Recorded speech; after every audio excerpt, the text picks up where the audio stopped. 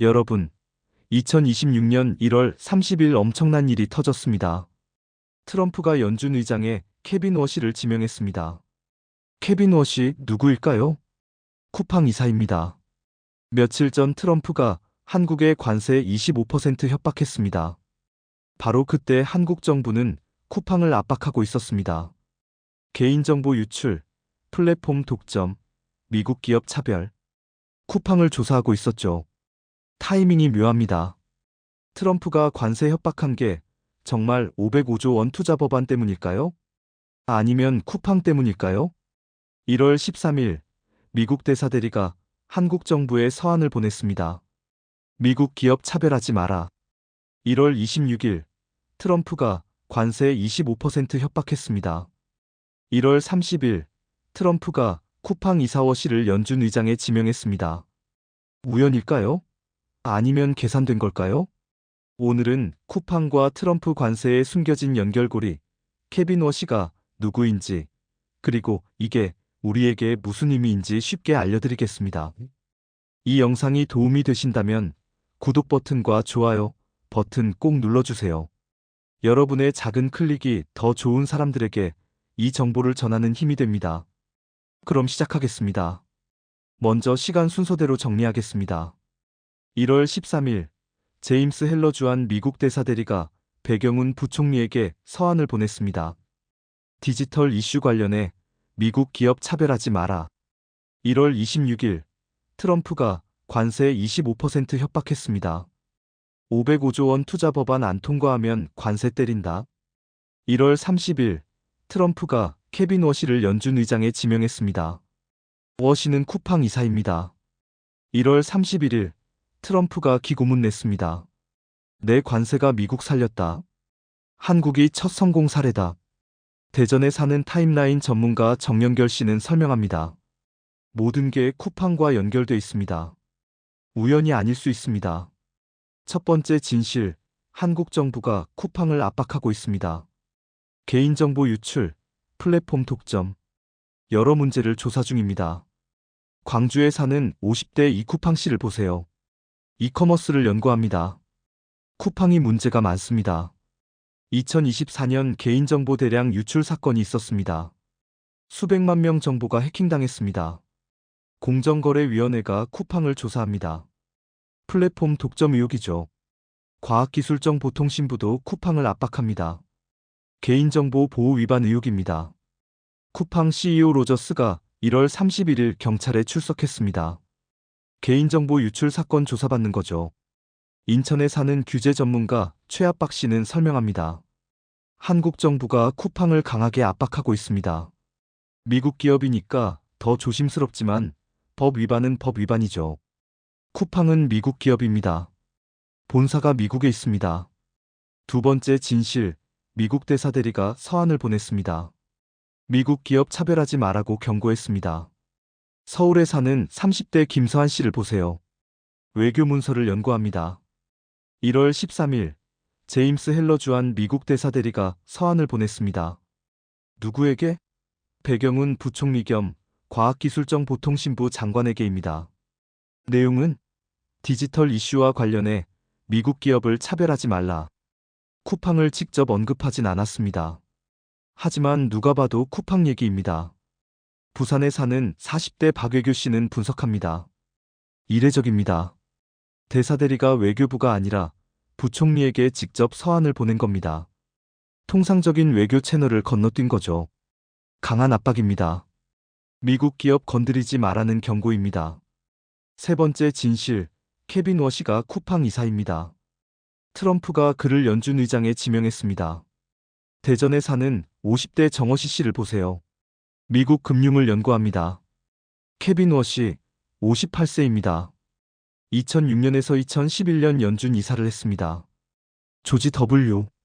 부시 대통령이 임명했죠. 2008년 금융위기 때 양적 완화를 반대했습니다. 돈 풀면 인플레이션 온다 경고했습니다. 2011년 임기 7년 남기고 사임했습니다. 연준 정책에 반대해서죠. 그 후 스탠퍼드 대학 후버 연구소에서 일했습니다. 그리고 쿠팡 이사가 됐습니다. 광주에 사는 기업 지배구조 전문가 이이사 씨는 설명합니다. 워시가 쿠팡 이사회에 앉아 있습니다. 쿠팡 경영에 조언합니다. 쿠팡 이익을 대변하는 위치죠. 그런 사람을 트럼프가 연준 의장에 지명한 겁니다. 네 번째 진실, 타이밍이 묘합니다. 쿠팡 압박, 관세 협박, 워시 지명. 모두 같은 시기입니다. 인천에 사는 60대 최타이밍 씨를 보세요. 인과관계를 연구합니다. 1월 13일 미국 대사대리가 미국 기업 차별 마라 서한 보냅니다. 1월 26일 트럼프가 관세 25% 협박합니다. 1월 30일 트럼프가 쿠팡 이사워 씨를 연준 의장에 지명합니다. 우연일까요? 서울에 사는 음모론 분석가 김연결 씨는 추측합니다. 연결돼 있을 수 있습니다. 트럼프가 한국 정부에 메시지를 보내는 거죠. 쿠팡 건드리지 마라. 안 그러면 관세 때린다. 쿠팡 이사를 연준 의장으로 앉힐 정도로 쿠팡이 중요하다. 물론 확증은 없습니다. 하지만 의심할 만합니다. 다섯 번째 진실, 미국은 자국 기업 보호에 적극적입니다. 과거에도 그랬습니다. 부산에 사는 30대 박역사 씨를 보세요. 한미 외교사를 연구합니다. 2016년 마크 리퍼트 주한 미국 대사가 국회 법제사법위원장을 찾아갔습니다. 외국법 자문사법 개정안을 문제 삼았습니다. 미국 로펌을 차별한다 항의했습니다. 미국 대사가 한국 국회를 직접 찾아간 겁니다. 이례적이죠. 2003년 토머스 허버드 주한 미국 대사가 스크린쿼터 축소를 압박했습니다. 한국 영화 의무 상영 줄여라. 미국 영화 더 틀어라. 결국 2006년 한국 정부가 스크린쿼터를 축소했습니다. 대전에 사는 통상외교 전문가 정패턴 씨는 설명합니다. 미국의 패턴입니다. 자국 기업 이익이 걸리면 동맹국에도 강하게 압박합니다. 한국이라고 예외가 아닙니다. 여섯 번째 진실, 워시는 금리 인하 반대파였습니다. 하지만 최근 입장을 바꿨습니다. 광주에 사는 40대 이금리 씨를 보세요. 연준 정책을 연구합니다. 워시는 2008년에서 2011년 연준 이사 시절 양적 완화를 반대했습니다. 돈 풀면 인플레이션 온다. 자산 버블 생긴다. 부자만 더 부자 된다. 맞는 말이었습니다. 실제로 그렇게 됐죠. 하지만 최근 워시가 입장을 바꿨습니다. 관세가 인플레이션 안 일으킨다. 금리 인하 필요하다. 트럼프와 보조를 맞춘 겁니다. 인천에 사는 중앙은행 전문가 최변신 씨는 분석합니다. 워시가 트럼프 눈치를 보고 있습니다. 연준 의장 되려면 트럼프 마음에 들어야 하니까요. 과거 신념을 버린 겁니다. 일곱 번째 진실, 트럼프가 금리 1%를 원합니다. 워시에게 그걸 기대하는 겁니다. 서울에 사는 50대 김학박 씨를 보세요. 트럼프 경제 정책을 연구합니다. 트럼프가 제롬 파월 연준 의장을 멍청이라고 욕했습니다. 왜일까요? 금리를 충분히 안 내렸기 때문입니다. 현재 기준금리는 3.5에서 3.75%입니다. 트럼프는 1%로 내리길 원합니다. 워시 면접에서도 금리 얼마나 내릴 거냐 물었다고 합니다. 부산에 사는 40대 박인플레 씨는 경고합니다. 금리 1%로 내리면 인플레이션 폭발합니다. 미국 경제가 과열됩니다. 주식 버블, 부동산 버블 생깁니다. 장기적으로 위험합니다. 여덟 번째 진실, 시장이 혼란스러워합니다. 워시가 금리를 내릴지 안 내릴지 모르겠다는 겁니다. 대전에 사는 30대 정운돌 씨를 보세요. 금융시장을 연구합니다. 워시 지명 소식에 달러 인덱스가 소폭 올랐습니다. 워시가 금리 안 내릴 거다 기대한 거죠. 과거 행적 보면 그렇습니다. 하지만 동시에 불안합니다. 워시가 트럼프 눈치 보고 금리 내릴 수도 있다. 최근 발언 보면 그렇습니다. 광주에 사는 투자 전략가 이불학실 씨는 설명합니다. 시장이 혼란스럽습니다. 워시가 어떻게 할지 예측 불가능하죠. 변동성이 커질 겁니다. 아홉 번째 진실, 한국 정부가 난처한 입장입니다. 쿠팡을 조사해야 하는데 미국이 압박합니다. 인천에 사는 60대 최딜레마 씨를 보세요.